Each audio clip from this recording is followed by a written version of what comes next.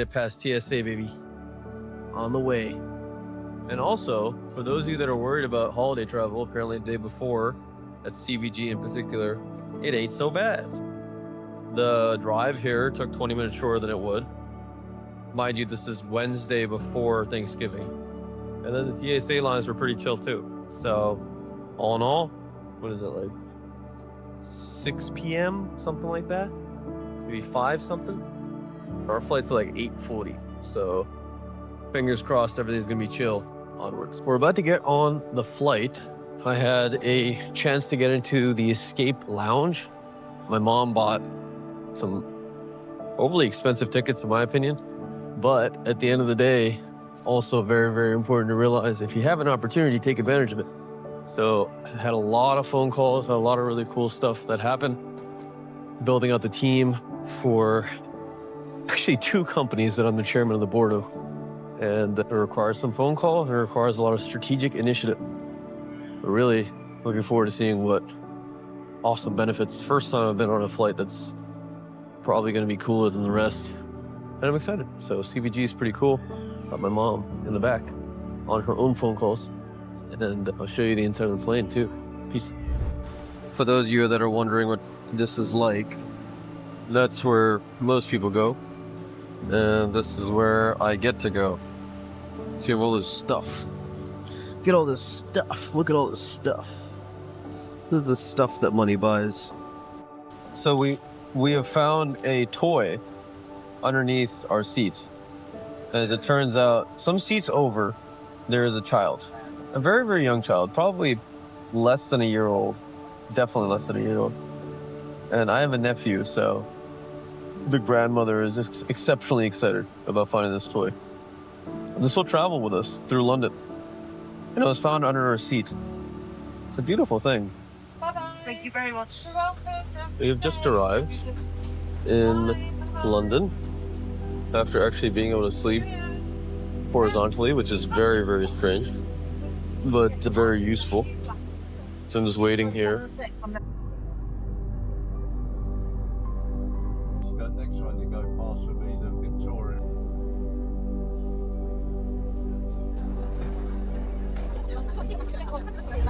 We spent basically the whole day walking around the museum that's like fashion stuff. I think it's called the V&A. And then we went to Harrods and we had some nice Pakistani chai and food and stuff. And then we got back with my dad's older sister is actually here and she's gonna visit us. And I was like, you know what? We need to go back and chill because she arrived at the hotel. So here I am in Piccadilly and the nightlife is starting here Thursday night. For those of you that are in the States, it's Thanksgiving. And as it turns out, there's also Black Friday happening in London. So I just thought that was funny. The cab driver in particular was complaining about the fact that his younger nieces and nephews and stuff are watching so many American shows that their language is changing. So they don't call it the rubbish bin anymore, they call it the trash can. And they're just witnessing certain things in the culture that are changing. And it's interesting because Europe actually came up with the language, the English language, and now it's gone to the United States. And because the United States has more influence globally, the language is changing. And that's coming back to the origin. And I was thinking to myself, well, that's pretty interesting, considering that's probably how language has evolved over the course of human history, right? Whichever culture has the most influence will be the one that predominantly allows a language to manipulate change. So super, super cool to see these types of things, these connections. Also, I've been having some very interesting conversations with my mother's older brother, who we call Mamu. Well, I gotta go. But always good to connect with old heads, always good to connect with the wisdom of your lineage. So keep doing it. End of day 1 in London. Man, you know, when you come to Europe in general, the thing that you're gonna notice, probably the 2 main things that I hope you notice, is the architecture is just incredible. Old architecture. Someone put a lot of work into it. And the other thing that I hope you notice is that the people are just a lot prettier and a lot thinner. And the hard part about realizing that is really just looking in the mirror and saying that, you know, with all the work that we do in America, we're really not particularly healthy in a lot of different ways. So get out there, you know, see what's going on. The other thing is I got to reflect on some of the things that I'm doing in life through having conversations with someone that I respect a lot, someone that's actually accomplished tremendous things in their life. And just the power of doing that, man, if you don't have someone that you genuinely respect, that you can talk to about the things that you're going through, or at least multiple people, dude, you're missing out on massive insight, because just the ability to articulate your strategy solidifies it. So, learned a lot. Really, really grateful for this experience. And we're gonna wake up early tomorrow and try to go on some tour stuff, and then just try to look around. You know, when you also are traveling to see family, just realize you're gonna need some patience, right? All the stuff that you want to do is not the highest priority. The importance is hopefully you respect your family enough to realize that just spending time with them makes you a better person. So keep that in mind, keep your patience, and keep your eyes open. Rick Rubin's book, A Creative Act, says letting the universe in, just being observant of it and letting that stuff into your life will give you the peace required to make the decisions that you need to. It's kind of a spiritual philosophy, but it's useful. So, gonna hit the hay a little early. I think it's like almost 10 p.m. maybe right now. Pretty jet lagged still, so peace. Well, we have finally managed to leave the apartment this morning. Actually, I think it's about evening time now. You know, every time I come to travel, there's ideals and then there's actually what ends up happening. And you just gotta be patient with yourself and the people that you're with and try to enjoy it when you have a moment. So we're heading to my mamu's house. Mamu basically means your mother's older brother, or brother is your mamu in Urdu. And so we're gonna take the sub, take the underground over to Chisel something, and then we're gonna see what's happening over there. So just walking to the underground station right now, and hopefully we get to where we need to. It is Saturday, and we have spent the time with my mom's older brother and actually my dad's sister. And we woke up, had a chill breakfast, talked about a lot of stuff, and now we're at this cool mall. And I think I've been here when I was younger, but I mean, if you look around, it basically looks like a quarry, which is really cool. So they've essentially terraformed this area for this massive mall. And it is Saturday after Black Friday, so, you know, shopping time. So I'm gonna go around and look at what's going on here, but absolutely beautiful. And also, if you come to England and you're from the US, you're necessarily going to realize that the roads are much, much smaller. I gotta show you this car. This looks ridiculous. Look at that. A lot more congestion. The funny part also was there was some sort of immigrant or something that turned down the wrong way. My uncle was saying to me, and it completely blocked up all the traffic, and everyone had to go backwards. And so that, you know, there's this, and these are like suburbs of London. So it's a very interesting thing to come to a new country and experience these. But you know, people are fairly present. I got to go visit I think a hospital or something. There's a very proper English woman over there. It's nice to see. It's nice to learn. Anyway, I'll show you the mall. So if you go back to the first video on the channel, it was actually at a mall. And I was trying to figure out what people are selling and what actually is worth selling. Also what the employees were thinking. So a little Easter egg, go find the first video and you'll see a very hairy version of me. So we checked out the mall and inevitably bought stuff for the guys, but nothing for the women, because their tastes are too sophisticated. So we shall see how it goes. I wanted to buy a turtleneck because it felt really European and nice, so we did it. Look at this place. Look, they got like a little garden down here and stuff. It's really pretty.